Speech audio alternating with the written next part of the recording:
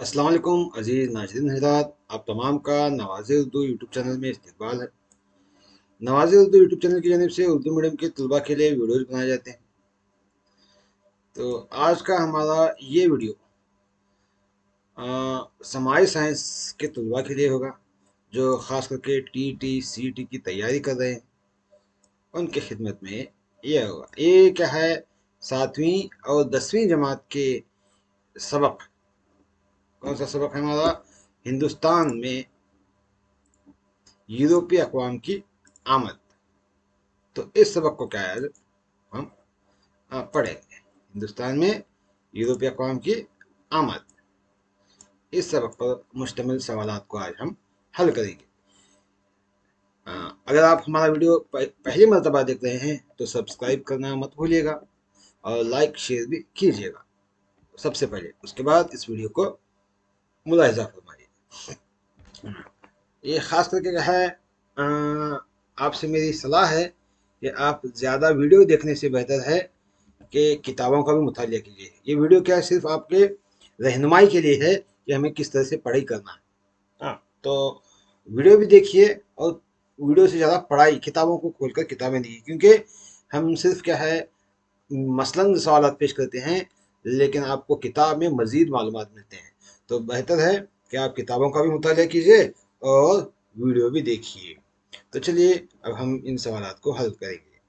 तो पहला सवाल है हमारा, हाँ, वास्को डी गामा ने हिंदुस्तान के लिए नया समंदरी रास्ता, नया क्या है, समंदरी रास्ता जो उसने दरियाफत किया, जो आपके सामने तस्वीर मौजूद है। हाँ, तो नया समंदरी यानी आबी रास्ता कब दरियाफत किया? कौन है? वास्को डी गामा, जो आपके सामने यहाँ पर तस्वीर मौजूद है। इसने क्या है, हिंदुस्तान के लिए नया रास्ता खोजा। वो किस तरह से खोजा, वो अगले हिस्से में आपको बताया जाएगा। लेकिन यहाँ पर देखिएगा, तो ये कब तलाश किया गया हिंदुस्तान में वास्को डी गामा ने? देखिएगा, तो वास्को डी गामा जब हिंदुस्तान को आया तो उसने क्या है, इसकी खोज निकाली। तो ये क्या है, उसने 17 मई 1948 को 17 मई 1948 को वास्को डी गामा क्या है, हिंदुस्तान के जनूबी हिस्से में जो कालीकट के नाम से जाना जाता है, कालीकट नाम के मुकाम पर पहुंचा। हाँ, अब दूसरा सवाल देखिएगा। दूसरा सवाल, डच ईस्ट इंडिया कंपनी किस साल कायम हुई? हाँ, कब कायम हुई डच ईस्ट इंडिया कंपनी? देखिएगा यहाँ पर क्या है, ऑप्शन है 1948, 1900, 1448, 1600, 1661 और 1602। हाँ, तो देखिएगा यहाँ पर ये 1600 जो लफ्ज है, यहाँ इस वक्त क्या है, 1600 में ब्रिटिश ईस्ट इंडिया कंपनी कायम हुई। कौन सी? ब्रिटिश की, 1600 ईस्वी में। और 1602 में क्या है, यहाँ पर इस वक्त डच ईस्ट इंडिया कंपनी कायम हुई। और 1661 में, 61 का तो जिक्र नहीं है, और 1400 में तो कोई भी नहीं। तो ये डच का जिक्र क्या है, 1602 आता है। तो सही जवाब 1602 में क्या है, डच ईस्ट इंडिया कंपनी कायम हुई। और इसी तरह ब्रिटिश के बाद, हाँ, तो फ्रांसीसी ईस्ट इंडिया कंपनी, ये क्या है, फ्रांसीसी के ईस्ट इंडिया कंपनी क्या है, 1664 में कायम, याद रखिएगा 1664। इस तरह से क्या है, ये कंपनियां जो यूरोपीय मुल्क से हिंदुस्तान आए थे, उन्होंने कायम की। अगला सवाल देखिएगा, किस बरतानवी मलिका ने किस बरतानवी मलिका ने ब्रिटिश ईस्ट इंडिया कंपनी की मशरकी तिजारत में इजाजत दी? हाँ, मशरकी तिजारत में। तो वो कंपनी यानी वो मलिका कौन सी है, जो बरतानिया की थी, इंग्लैंड की, उसका क्या है, नाम पूछा गया है। तो ऑप्शन है एलिजाबेथ, विक्टोरिया, एलिजाबेथ, विक्टोरिया, पाम्पादो और एंटोनेट। تو اس میں کیا ہے صحیح جواب کون سا ہے؟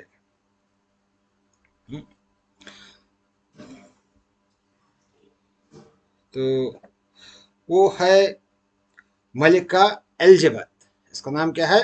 ملکہ الزبتھ. وہ برٹش ایسٹ انڈیا کمپنی کی اجازت دینے والی برطانوی حکمران ہے. ملکہ الزبتھ نے کیا ہے اس کی اجازت دی. اگلا سوال، ہندوستان آنے والی سب سے آخری یورپی قوم. سب سے آخری، یاد رکھیے گا سب سے پہلے کیا ہے پرتگالی ہے، ہاں. اس کے بعد ڈچ ہے سیکنڈ نمبر پر. اس کے بعد انگریز ہے، اور فرانسیسی کیا ہے چوتھے نمبر پر ہے. سب سے آخر میں آنے والی قوم کون سی ہے؟ فرانسیسی ہے. یاد رکھیے گا کون سی؟ فرانسیسی. تو یہ کیا ہے چوتھا آپشن صحیح جواب ہے. یہ ترتیب یاد رکھیے گا. ہمیں اس کے ساتھ رکھے تھے پرتگالی پی پہلے رکھے تھے، اس کے بعد ڈی ای ایف. پرتگالی کو پی آتا ہے، ہم اس ترتیب سے رکھے تھے. فرانسیسی، معاف کیجیے، فرانسیسی ایف آتا ہے. تو ای یعنی انگریز رکھے تھے اس کو. ای یعنی انگلش والے، انگلینڈ والے. ای یعنی انگلینڈ سے تعلق رکھتے. تو اس طرح سے کیا ہے پی ڈی ای ایف، یہ ترتیب سے ہم یاد رکھے تھے. یہ ترتیب کیا ہے؟ یورپی اقوام ہندوستان کو آئی تھی. سب سے پہلے پرتگال، ڈچ، انگریز اور فرانسیسی. اس طرح سے آپ بھی یاد رکھتے ہیں شارٹ فارم بنا کر. یاد رکھیے گا. اگلا سوال ہے ہندوستان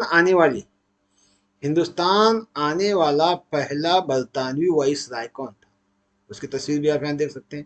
جس طرح سے آپ کیا ہے ملکہ الزبتھ کی تصویر یہاں پر دیکھیے. اب کیا ہے یہاں پر ہم ہندوستان کو آنے والا پہلا پرتگالی وائس رائے، اس کی بھی تصویر ہم یہاں پر دیکھ سکتے ہیں. بتائیے کون ہے؟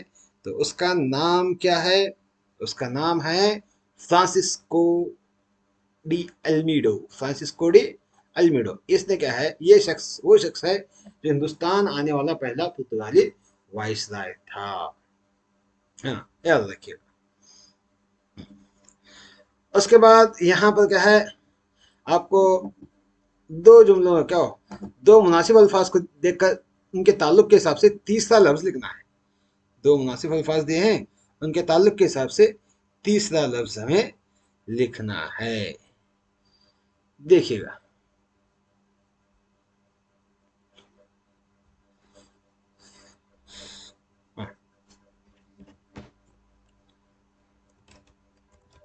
ہاں.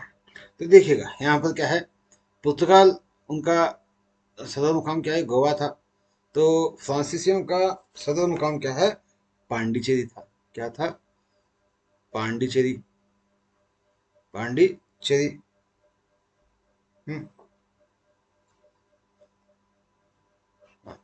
پانڈیچیری. پانڈیچیری تھا. اور برطانوی کلکتہ پر ان کا صدر مقام تھا. تو ڈچ کا صدر مقام کیا ہے پولیکاٹ تھا. کیا تھا؟ پولیکاٹ.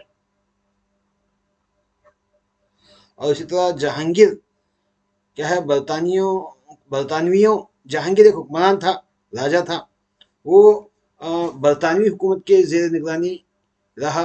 یعنی ان کی جہانگیر کے دور میں برطانیہ والوں نے کیا ہے قبضہ کر لیا جہانگیر کے علاقوں پر، یا اس کے زیر نگرانی اس کو اپنی حکمرانی سنبھالنی پڑی.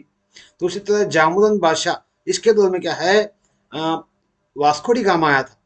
جامورن بادشاہ جو جنوبی ہندوستان میں پایا جاتا ہے علاقہ. تو وہاں پر جامورن ایک بادشاہ کا نام ہے جیسے جہانگیر بادشاہ. تو اس کے دور میں آنے والے کون تھے؟ Vasco D Gama. وہ کس قوم سے تعلق رکھتا تھا؟ وہ پرتگالی تھا. تو یہاں پر کیا ہے پرتگالی آتا ہے. ہاں. اور اسی طرح فرانس کے رہنے والوں کو فرانسیسی کہا جاتا ہے. ڈچ کیا ہے نیدرلینڈ کے رہنے والے ہیں. کہاں کے رہنے والے ہیں وہ؟ نیدرلینڈ کے. یاد رکھیے گا نیدرلینڈ کے رہنے والے ہیں. تو اس طرح سے یہ پایا جاتا ہے.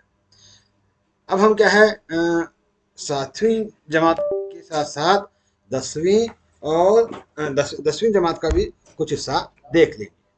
देखिएगा 10वीं जमात के कुछ हिस्से।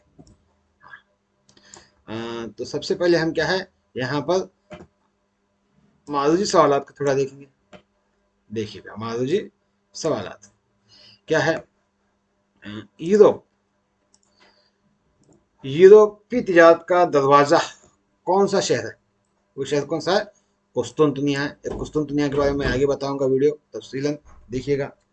और वो शख्स जिसने हिंदुस्तान का नया समुद्री रास्ता दरियाफ्त किया, वास्को डी गामा, जिसकी तस्वीर अभी देखें, हिंदुस्तान का नया रास्ता तलाश किया उसने।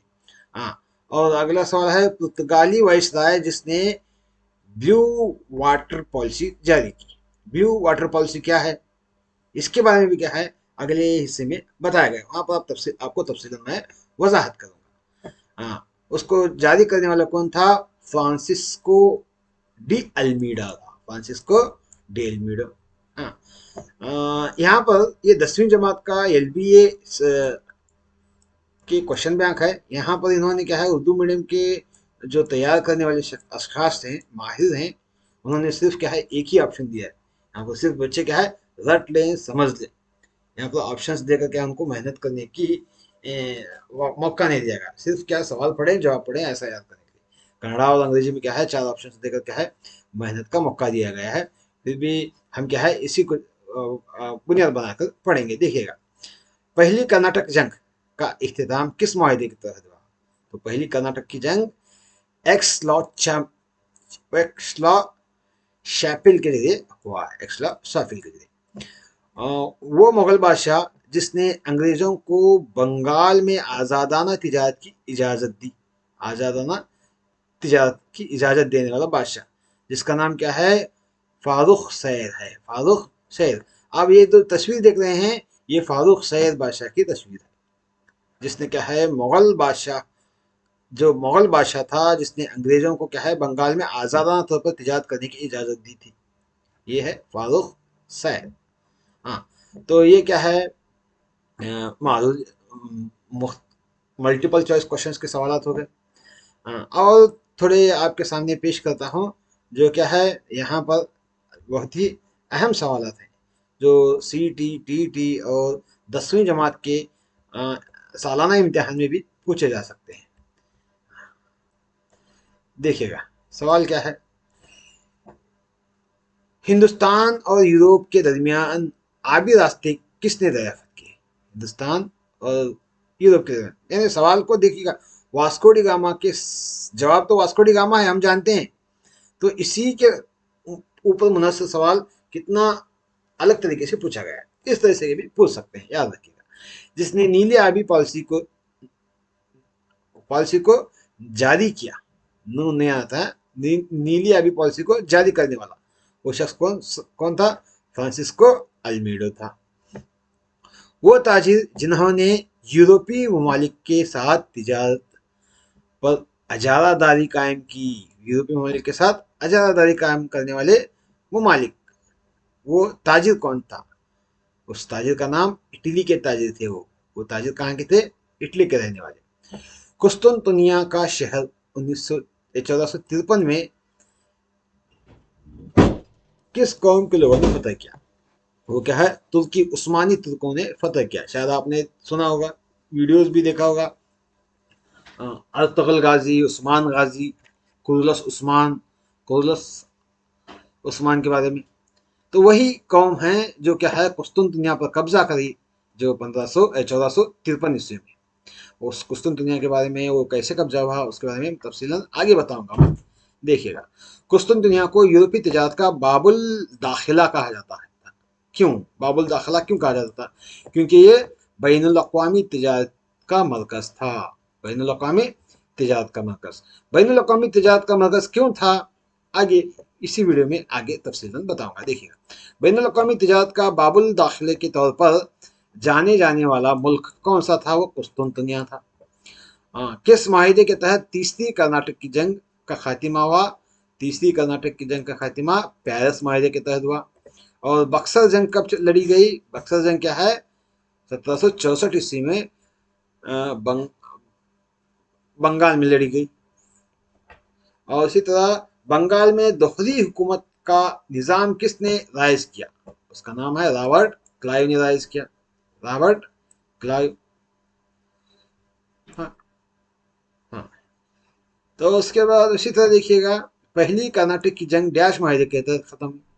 ये तीसरी कर्नाटक की जंग पेरिस माहिदे के तहत, पहली कर्नाटक की जंग एक्स लॉ चैपल माहिदे के तहत खत्म हो गई, एक्स लॉ चैपल माहिदे के तहत। हिंदुस्तान में फ्रांसीसी दारुल हुकूमत का मरकज कौन सा था? फ्रांसीसियों का पांडिचेरी था। और हिंदुस्तान छोड़ने वाला आखिरी यूरोपीय कौम पुर्तगाली थे। ये याद रखिएगा, पुर्तगाली ही पहले भी हैं और सबसे आखिरी जाने वाले, हिंदुस्तान को आने वाली सबसे पहली यूरोपीय कौम पुर्तगाली है और आखिर में जाने वाली भी कौम ही पुर्तगाली है। क्योंकि आज़ादी के बाद भी 1961 शायद, आज़ादी के बाद भी कई दिनों तक इनका कब्जा गोवा पर था। गोवा में अपनी आज़ादारी हासिल की थी उन्होंने, बाद में क्या हिंदुस्तान को छोड़कर चले गए।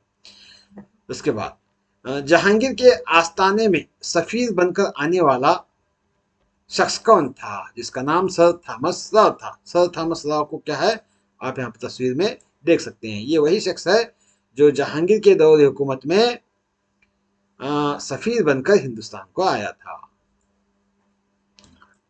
अगला सवाल देखिए, हिंदुस्तान में पुर्तगाली सल्तनत का हकीकी बानी कौन है? पुर्तगाली सल्तनत का हकीकी बानी अल्फानोस डी अल्बुकर्क, अल्फानो डी अल्बुकर्क है। अंग्रेजों ने डैश की वजह से हिंदुस्तान में सियासी बालादस्ती कायम की। किस वजह से? वो अहम वजह क्या है?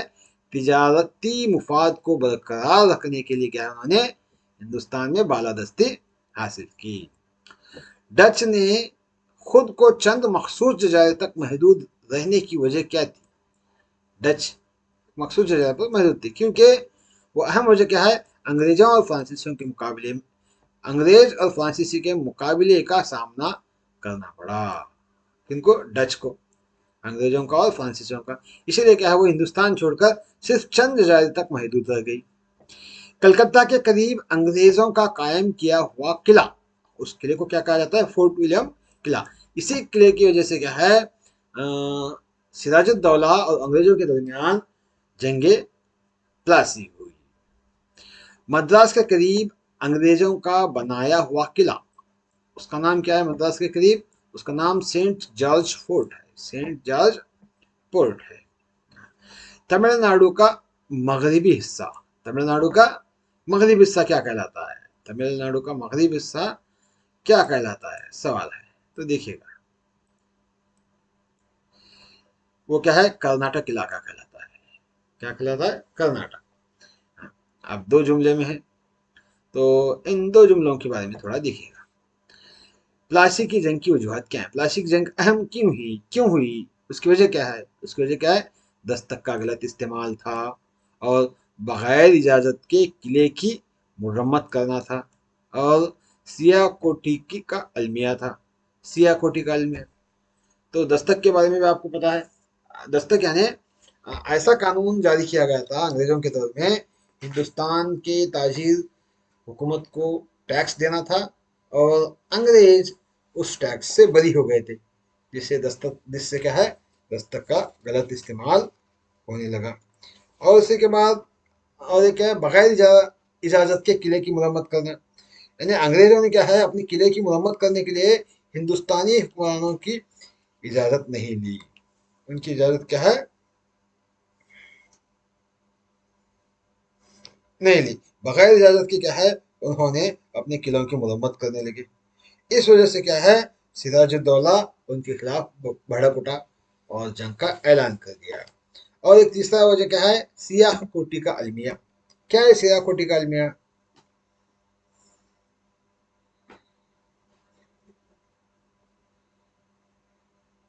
सियाह कोटी का अलमिया क्या है?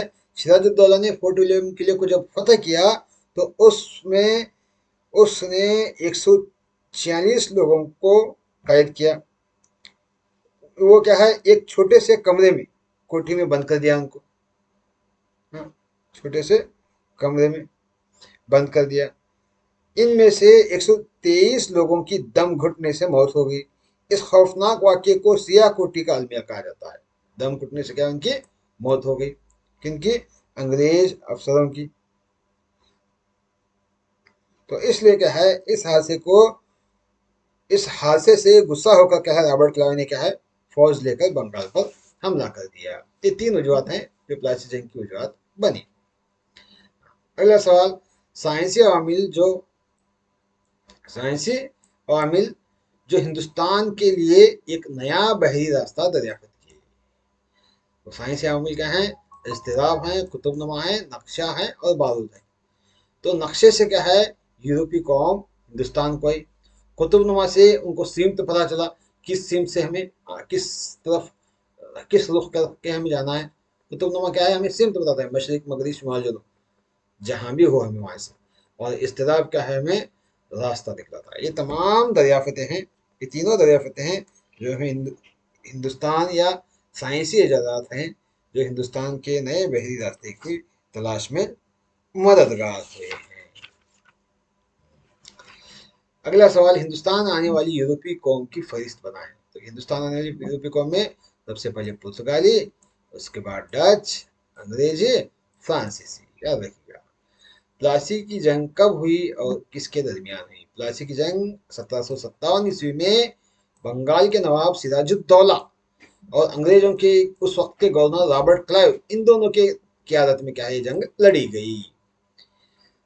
دستک اور دیوانی الفاظ کے معنی بیان کیجیے. دستک کسے کہتے ہیں، دیوانی کسے کہتے ہیں؟ یہ 2 الفاظ ہیں، ان کے معنی بیان کرنا ہے. دستک ایک قرار نامہ ہے. کیا ہے قرار نامہ؟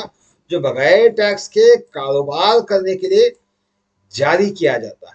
ٹیکس دیے بغیر کیا ہے کاروبار کرنا، تجارت کرنا. یہ دستک کیا ہے؟ صرف انگریزوں کو دیا گیا تھا.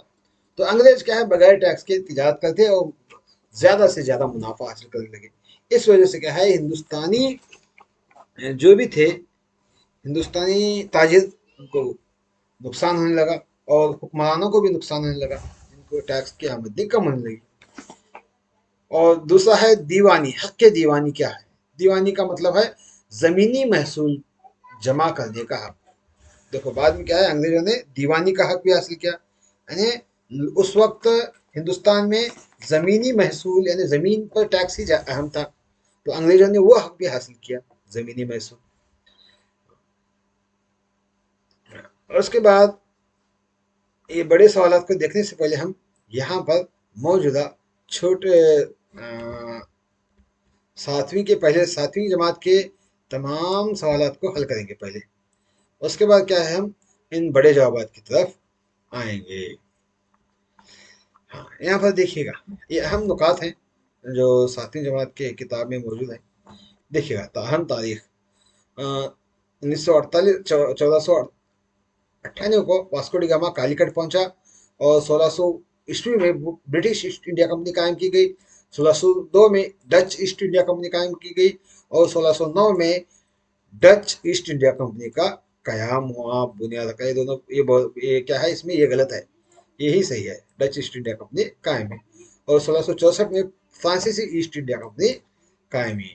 تو یہاں پر دیکھیے گا ایک سوال ایسا بھی آ سکتا ہے، ڈچ ایسٹ انڈیا کمپنی ہے، British East India company, Dutch East India company اور فرانسیسی ایسٹ انڈیا کمپنی ہے، لیکن پرتگالی ایسٹ انڈیا کمپنی نہیں قائم کی گئی. یاد رکھیے گا وہ بات.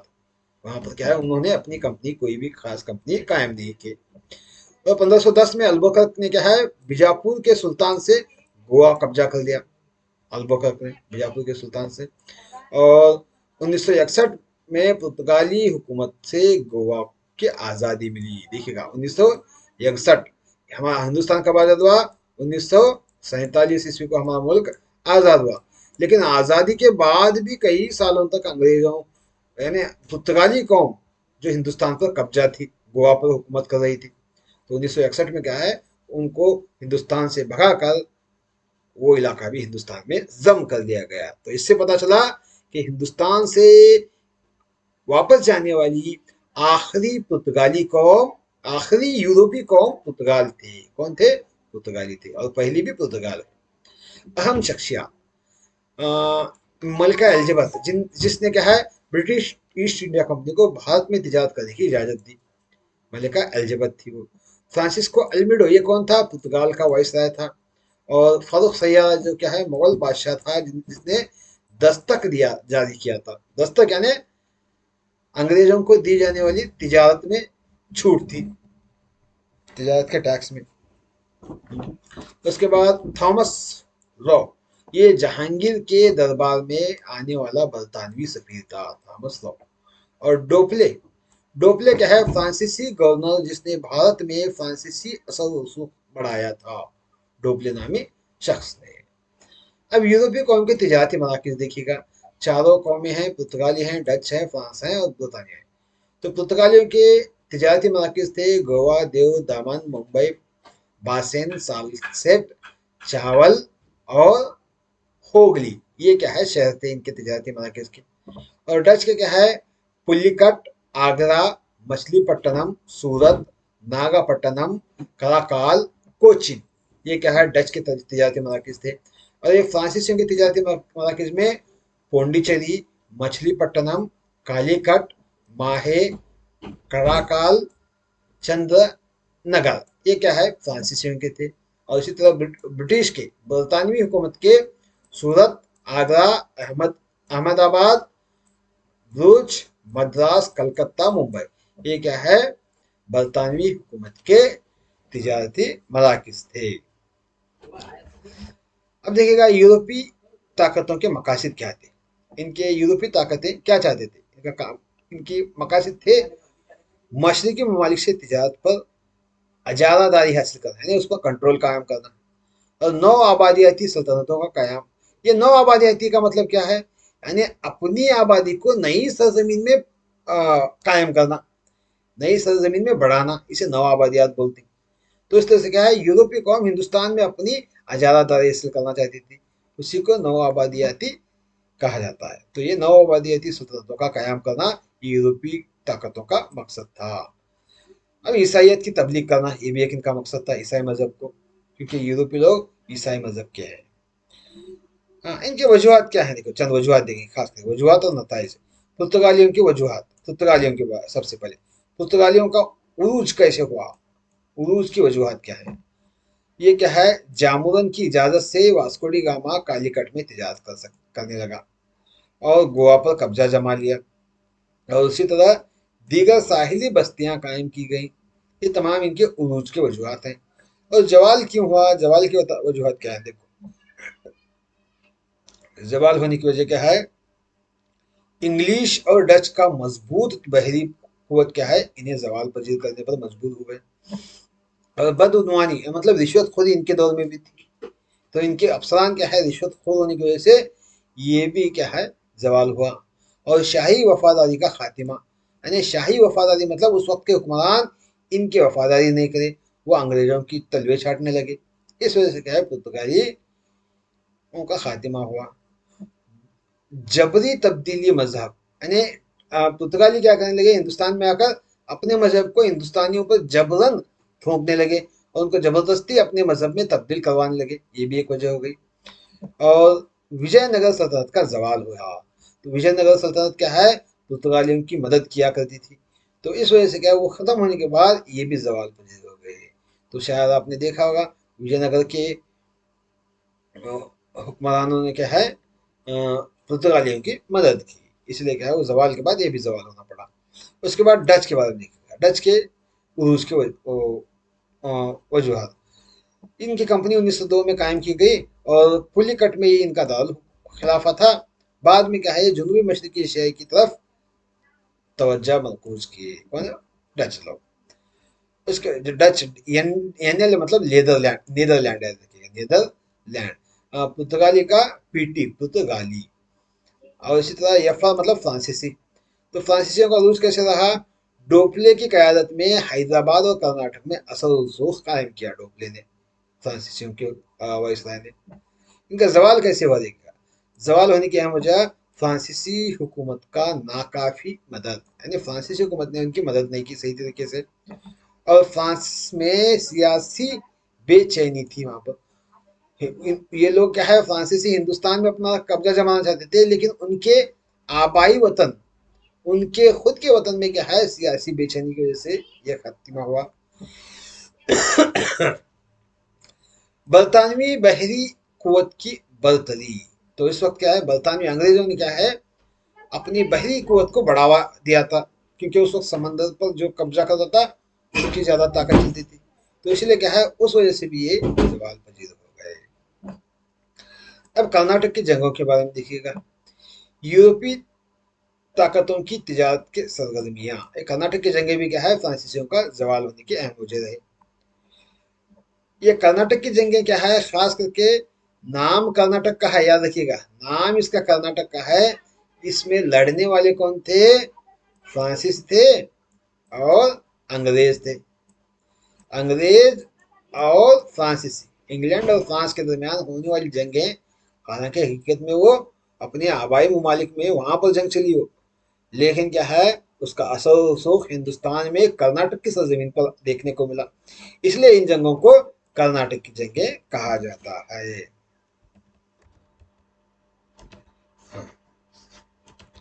तो देखिएगा, यूरोपीय ताकतों की तजारती सरगर्मियां क्या है। यूरोपीय ताकत की तजारती सरगर्मी में सबसे पहले आता है दस्तक। दस्तक की वजह से क्या है, वो अपनी तिजारत को ताकत बनाई, ताकत बख्शी, यानी वो टैक्स देने से ही महरूम क्या हो, आज़ाद रह गए।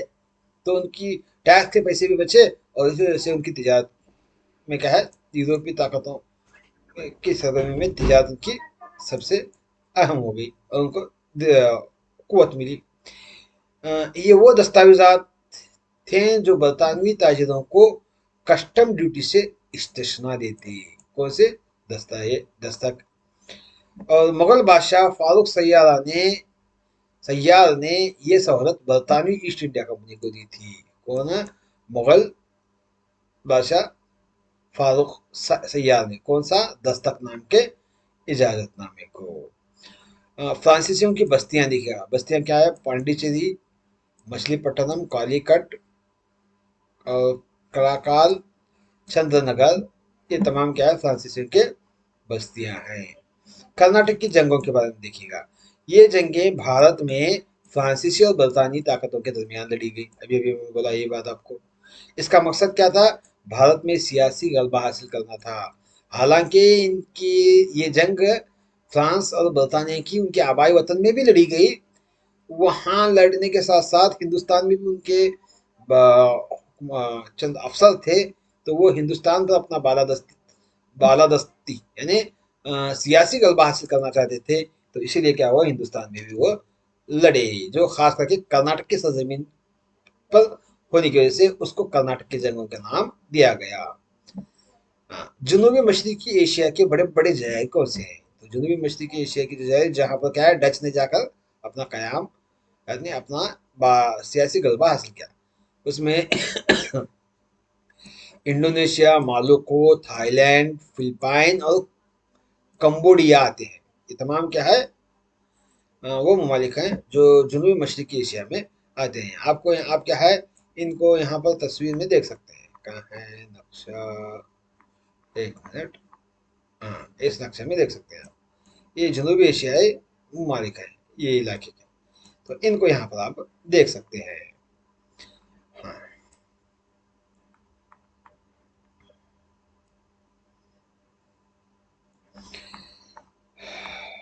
कहाँ है अब? बरतानवी ताकतों के यूरोपीय ताकतों के मकासद क्या है? मशरकी ममालिक से तिजारत में इजारात हासिल करना, बरतानवी नौ आबादियाती सल्तनतों का कयाम करना और ईसाइयत की तबलीग करना, ये इनका मकसद था तिजारत का। हाँ, पुर्तगाली ताकत के उरूज की वजूहत, पुर्तगाल ताकतवर क्यों बने? जामुरन की इजाजत की वजह से। वास्को डी गामा ने क्या है, कलिकट में जामुरन नामी बादशाह की इजाजत लेकर तिजारत करना शुरू किया। गोवा पर कब्जा कर लिया। अल्बुकर्क ने क्या है, बीजापुर के सुल्तान से गोवा पर कब्जा जमा लिया। हाँ, और मजीद बस्तियां, यानी अल्बुकर्क ने क्या है कि जानशीनों ने देव, दमन, मुंबई, सालिकाट, सालसेट और बैसन में अपनी बस्तियां जमा ली। पुर्तगाल कैसे जवाल हुए देखिएगा। पुर्तगाल जवालों ने क्या है, मुझे डच और इंग्लिश का बहरी बेड़ा ताकतवर था और बदनवानी थी, शाही वफादारी में कमी थी। हाँ, शाही वफादारी में कमी थी, जबरी मजहबी तब्दीली थी विजयनगर सल्तनत का जवाब। ये दोबारा क्या है, सवाल पूछा गया है, यानी बड़े जुमले में पूछा गया है। डच की तिजारती सरगर्मियां। पुर्तगाल के बाद भारत आने वाली अहम यूरोपीय ताकत थी डच। 1902 में क्या है, 1602 में डच ईस्ट इंडिया कंपनी कायम करे। पालीकट का इनका दारुल खिलाफा था। आगरा, मछलीपट्टनम, सूरत, कराकाल, नागापट्टनम, कोच्चि में इनके मराकज कायम थे। के मुकाबले, मतलब इंग्लैंड के मुकाबले में जनूब मशरकी एशिया पर तवज्जो मरकूज की इन्होंने। हाँ, जनूबी मशरकी एशिया पर। फ्रांसीसियों का जवाल कैसे हुआ? फ्रांस की हुकूमत से उनकी मुकम्मल मदद ना मिलना, फ्रांस में सियासी बगावतें और इंतशार की वजह से, और बरतानवी बहरी ताकत की वजह से फ्रांस हिंदुस्तान में जवाल पजीर हुए। कर्नाटक की जंगें भी इसमें एक अहम वजह हुए हैं। ये रहा 7वीं जमात में मौजूदा अहम जवाब। तो अब हम क्या है 10वीं जमात में पूछे गए सवाल पर देखेंगे। एक हर सवाल का एक जुमले में जवाब देना है। पुर्तगाल में दोहरी हुकूमत किसने कायम की? पुर्तगाल में क्या है, दोहरी हुकूमत कायम करने वाला शख्स रॉबर्ट क्लाइव, जिसकी तस्वीर आप यहाँ पर देख सकते हैं। ये दोहरी हुकूमत क्या होती है, यानी यहाँ पर नाम के वास्ते हिंदुस्तानी हुक्मरान होगा, लेकिन पूरा काम अंग्रेजों के हाथ में होगा, पूरा कंट्रोल, उसे दोहरी हुकूमत कहते हैं। नीली आबी पॉलिसी क्या है? अभी अभी हमने इस वीडियो के शुरू में देखा था नीली आबी पॉलिसी के बारे में। ये नीली आबी पॉलिसी का मतलब है, नीली आबी पॉलिसी का मतलब क्या है, समंदरी ताकत और बहरी तसल्लुत पर जोर देना था।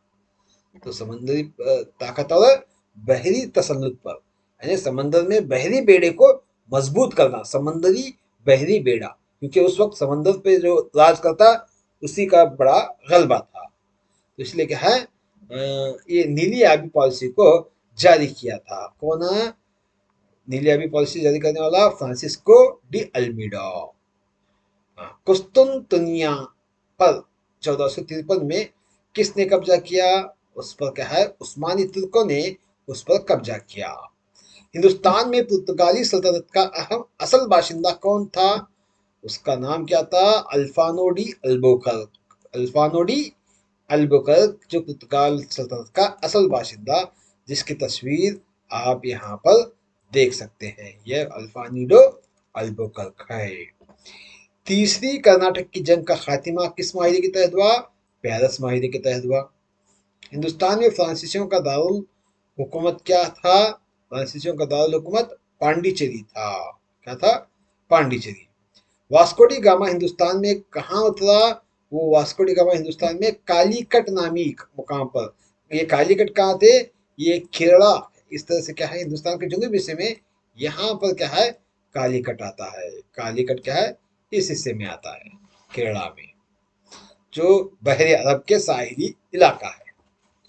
हाँ, मार्ठंडो वर्मा किस रियासत का हुक्मरान था? मार्ठंडो वर्मा, जिसकी तस्वीर आप यहाँ पर देख सकते हैं, उस वो क्या है, मार्ठंडो वर्मा त्रवांकोर नामी रियासत का हुक्मरान था। त्रवांकोर रियासत का।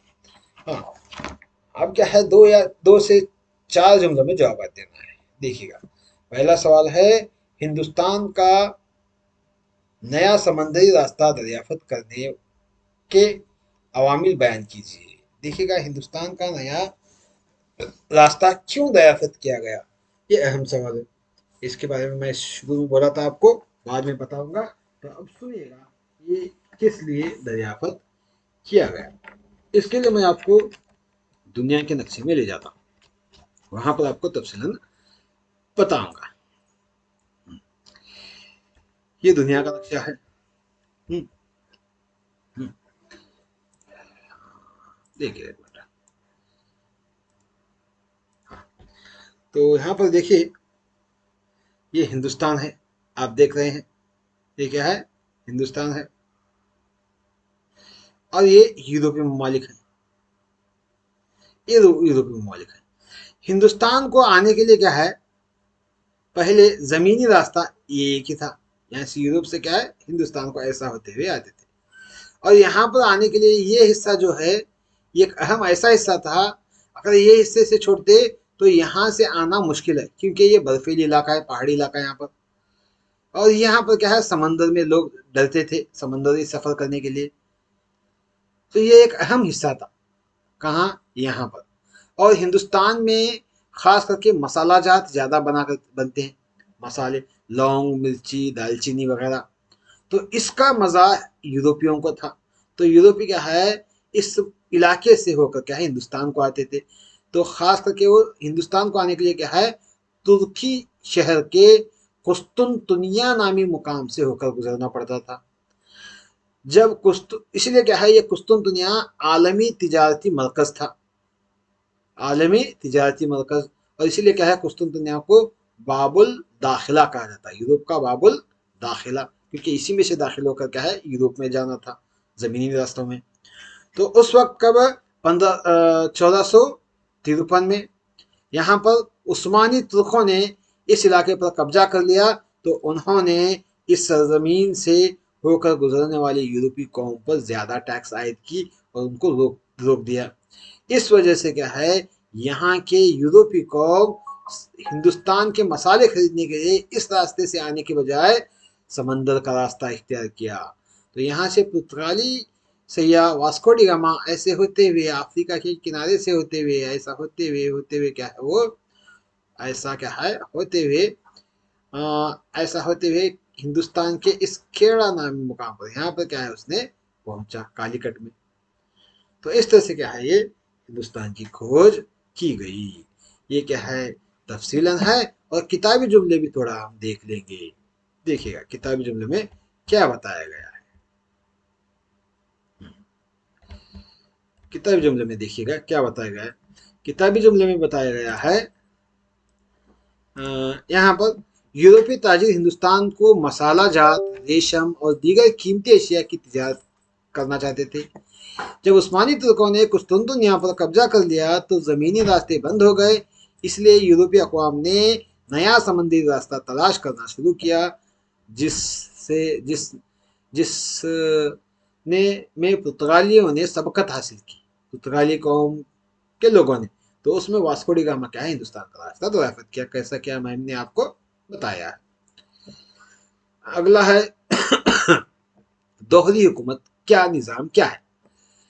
دوہری حکومت کا نظام لکھیے گا، دوہری حکومت وہ نظام تھا جس میں انتظامی طاقتیں کیا ہے نواب کے پاس رہتی تھی، لیکن اصل طاقت انگریزوں کی تھی۔ کن کی تھی؟ انگریزوں کی۔ تو انگریز ٹیکس بھی وصول کرتے تھے اور انتظامی امور میں بھی مداخلت کرتے تھے بادشاہ کی، تو اس لیے کیا اسے دوہری حکومت کہتے ہیں، یہاں بادشاہ بھی حکم چلاتا تھا اور انگریز بھی اپنا حکم چلاتے تھے، دو حکمران تھے، اس لیے اس کو دوہری حکومت کہا گیا۔ دوسری کرناٹک کی جنگ کے نتائج کیا ہیں دیکھیے گا۔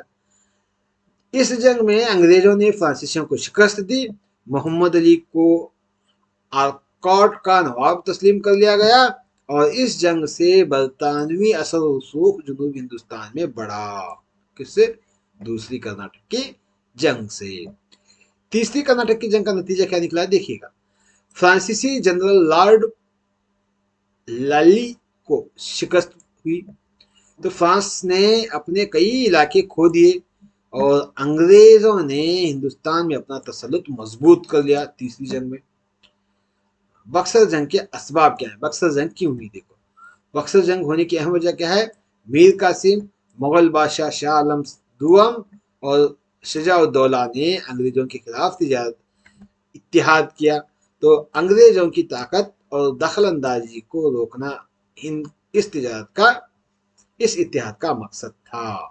تو دیکھیے گا اصل مقصد کتابی جملوں میں تو یہ بتایا گیا ہے، لیکن اصل مقصد اس کا یہ تھا کہ میر قاسم کو نوابی سے ہٹا دیا گیا تھا، میر صادق کو نواب بنایا گیا تھا، تو اس لیے کیا ہے میر قاسم اپنی نوابیت یعنی حکمرانی کو دوبارہ حاصل کرنے کے لیے مغل بادشاہ شاہ عالم ثانی اور شجاع الدولہ ان دونوں کے ساتھ ہاتھ ملا کر انگریزوں کے خلاف جنگ کے لیے اترا، اسی جنگ کو بکسر کی جنگ کہا جاتا ہے۔ 6 سے 7 جملہ میں دیکھیے گا، یہ بڑے جملے ان کے جوابات اسی لیے دیکھنا ہے کہ ٹی ٹی اور سی ٹی میں خاص کر کے یا آپ کے امتحان میں ایسے سوالات بھی آبجیکٹو ٹاک میں پوچھے جا رہے ہیں. دیکھیے گا سوال کیا ہے، بکسر کی جنگ کے نتائج کیا ہے. کیا نتیجہ نکلا؟ انگریزوں نے میر قاسم، شاہ عالم دوم اور شجاع الدولہ کو شکست دی. اس کے بعد انگریز بنگال، بہار اور اڑیسہ کے اصل مالک بن گئے، ان تینوں علاقے کے. اور شاہ عالم دوم نے کیا ہے، انگریزوں کو ان صوبوں کی دیوانی حق اصول کی وصولی دی. حق کے دیوانی ہے مطلب زمین کا ٹیکس وصول کرنے کا حق دیا. کون ہے؟ شاہ عالم دوم نے. اور میر قاسم کو معزول کر دیا گیا اور شجاع الدولہ سے معاہدہ ہوا اور اپنی کمپنی کی سیاسی طاقت میں زبردست اضافہ ہوا. اور ہندوستان میں انگریز راج کا باقاعدہ آغاز سمجھا جاتا ہے. اس جنگ کے بعد باقاعدہ طور پر انگریز کا یہاں پر اپنی حکومت کرنے لگے. اب پلاسی جنگ کے اسباب اور وجوہات دونوں بھی دیکھنا ہے. دیکھیے گا پلاسی جنگ کے اسباب کیا ہے؟ انگریزوں نے نواب سراج الدولہ کے اقتدار میں مداخلت کی اور میر جعفر، امی چند اور دیگر وزراء کو خرید لیا گیا انگریزوں نے. یہ کیا ہے؟ اس کے سبب ہے. اور نتیجہ کیا نکلا؟ سراج الدولہ کو قتل ہوا اور میر جعفر کو نواب بنایا گیا. کمپنی کو بنگال میں تجارت کے خصوصی حقوق ملے اور اسی طرح انگریزوں کا سیاسی اثر و رسوخ بڑھ گیا. یہ کیا ہے؟ اس کے نتائج ہیں. اب مارتھانڈ ورما نے ڈچ کو کس طرح شکست دی؟ دیکھیے گا. مارتھنڈ ورما کیا ہے؟ تروانکو کا بہادر حکمران تھا جس نے کیا ہے 1761 عیسوی میں کولاشل کی لڑائی میں اس نے ڈچ کو فیصلہ کن شکست دی. کولاشل کی لڑائی میں اس نے یورپی اثر و رسوخ کو اپنی ریاست میں سے ختم کر دیا. کون ہے؟ مارٹھنڈو ورما نے. اور چٹوں کو شکست دی. کس کو؟ چٹوں کو شکست دینے کے بعد انہوں نے ہندوستان کی سیاست سے کنارہ کشی اختیار کر لی. مارٹھنڈ ورما نے اپنی فوج کو منظم کیا اور یورپی ہتھیاروں کا استعمال سیکھا اس نے. اور اس کی کامیابی ہندوستانی حکمرانوں کی مزاحمت کی علامت بن گئی. تو یہ تمام کیا ہے؟ مارتھنڈو ورما کے نے ڈچ کو کس طرح سے شکست دی، یہ اہم معلومات ہیں. تو اب ہم آئیں گے پھر جو اہم معلومات ہیں جو 10ویں جماعت میں پوچھے جا سکتے ہیں، پوچھے گئے ہیں یا آپ کو ٹی ٹی اور سی ٹی میں اس کا استعمال ہو سکتا ہے. دیکھیے گا پلاسی جنگ کے اثرات کیا ہیں. دیکھیے گا اس طرح سے سوال آ سکتا ہے. پلاسی جنگ کے اثرات. پلاسی جنگ کے نتائج: سراج الدولہ جنگ میں ہار گیا اور اس جنگ میں اس کی موت ہوئی. میر جعفر بنگال کا نواب بنا. اس جنگ نے ہندوستانیوں کے درمیان اختلاف اور غیر انتظامیہ کو ظاہر کرتا ہے. میر جعفر نے کمپنی کو 17 کروڑ 7 لاکھ روپے دیے اور کمپنی کو بنگال میں تجارتی حقوق مل گئے. مارتھنڈ ورما کے بارے میں. مارتھنڈ ورما ڈچ کو کیسے قابو کیا؟ دیکھے گا. راجہ مارتھنڈ ورما نے ڈچ کو کالی مرچ کی تجارت سے روکا. دیکھیے گا وہاں پر جواب الگ تھا، یہاں پر الگ ہے. اس طرح سے بھی سوالات پوچھ سکتے ہیں. کالی مرچ کی تجارت سے روکا. ڈچ فوج نے ٹراوانکو پر حملہ کر دیا جو جہاں کا راجہ تھا مارتھنڈ ورما کا. مارتھنڈ ورما نے ڈچ فوج کو شکست دی. اس نے کالی مرچ کے علاقوں پر قبضہ جما لیا. کون ہے؟ مارتھنڈ ورما. کیونکہ کالی مرچ مسالہ تھی جو یورپین کی اہم مانگ تھی، تو اس لیے کیا ہے اس پر قبضہ کر لیا. تو 1761 عیسوی میں جب ڈچ نے دوبارہ حملہ کیا تو انہیں مکمل طور پر شکست دے دی مارتھنڈ ورما. اور ڈچوں نے اپنا سارا اختیار ٹراوانکو کے حوالے کر دیا. اسے ٹراوانکو کے. اب 3 مارکس کے سوالات کے بارے میں دیکھیے گا. ہندوستان کا نیا آبی راستہ تلاش کرنے کی وجوہات کی فہرست بنائیں. اہم وجہ، پہلا وجہ کیا ہے؟ عثمانی ترکوں نے کچھ دنیا پر قبضہ کر لیا. یہ سب سے پہلی وجہ ہے. اس کے بعد تمام تجارتی راستے ترکوں کے قبضے میں چلے گئے، تو اس لیے کیا ہے زمینی راستے. تو अब पुर्तगालियों को मजबूरन समंदरी रास्तों की तलाश करनी पड़ी, यानी यूरोपीय अक़वाम को मजबूरन समंदरी रास्ते तलाश करनी पड़ी। तुर्कों ने तिजारत पर सख्त टैक्स लगाया जो अंग्रेज दे ना सके, और वो सोचे कि हमारा फायदा इसे इन्हें क्यों दे, इसलिए क्या उन्होंने अंग्रेजों ने समुद्री रास्ता तलाश किया।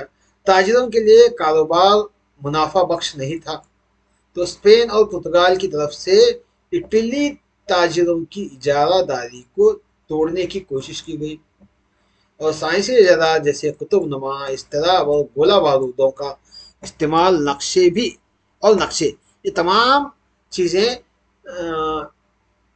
हिंदुस्तान को तलाश करने, या किस चीज़ को, हिंदुस्तान को तलाश करने